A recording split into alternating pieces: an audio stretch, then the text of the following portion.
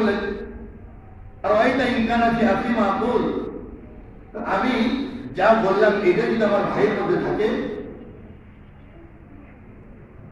ক্বালা ইন কানা ফীহি মা তাকুল, তুমি যা বললে এটা যদি তোমার ভাইয়ের মধ্যে থাকে, অর্থাৎ আমি যে বিষয়ে আলোচনা করেছি বাস্তব ওই বিষয়টা সে করিয়েছে, ওই কথাটা বলিয়েছে, ওই কাজটা করিয়েছে, আমি যা বলছি। আল্লাহ রাসূল বলেন, আর এ বলতা তাহলে তুমি তার বিরোধ করবে। একজন কোন বিষয়ে কথা বলছে বা কোন মন্দ কাজ করেছে, ওই কথাটা তার পিছনে আমি আলোচনা করলাম, এই আলোচনা করাটাই আমার বিরোধ।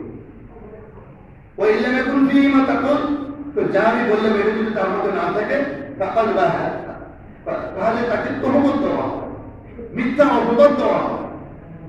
তাহলে যে বিষয়ে আমি উল্লেখ করলাম এই বিষয় যদি আমার ওই ভাইয়ের মধ্যে ওই বিষয়টা থাকে তাহলে আমার বিরোধ।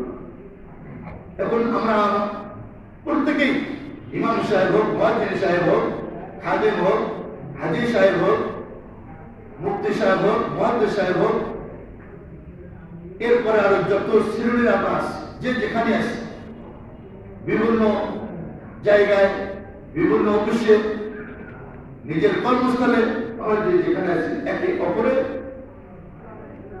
এরকম বিষয়গুলো আমরা উল্লেখ করি। অমুক এই করছে, অমুক এই করছে, অমুকে করছে, কিন্তু আমার লাভটা কোথায়? আমি এই কথাগুলো বলে আমি আমার আমলগুলো নষ্ট করে দিতে চাই, আমার কোনো লাভই নাই। আমার ভাইয়ের কথাগুলো আরেকজনের কাছে বললাম, তাদেরকে শোনালাম, শোনাই আমার লাভটা কোথায়?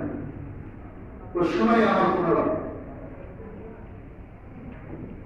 আমার জন্য ক্ষতি, আমার ক্ষতি আমি নিজেই করলাম।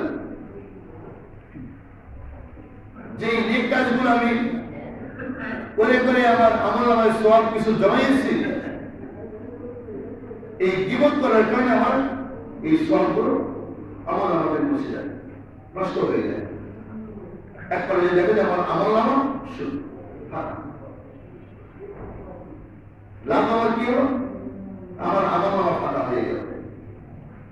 আর যার করলাম তার বিরোধ করার কারণে, তার সমালোচনা করার কারণে তাহলে তার গুণাগুলো মাফ করে, তো লাভবান সে হলো। যারা আমি আলোচনা করলাম সে লাভবান হলো, আমি ক্ষতিগ্রস্ত হলাম। আল্লাহ তাআলা বান্দার লাভ চান, বান্দার মঙ্গল চান।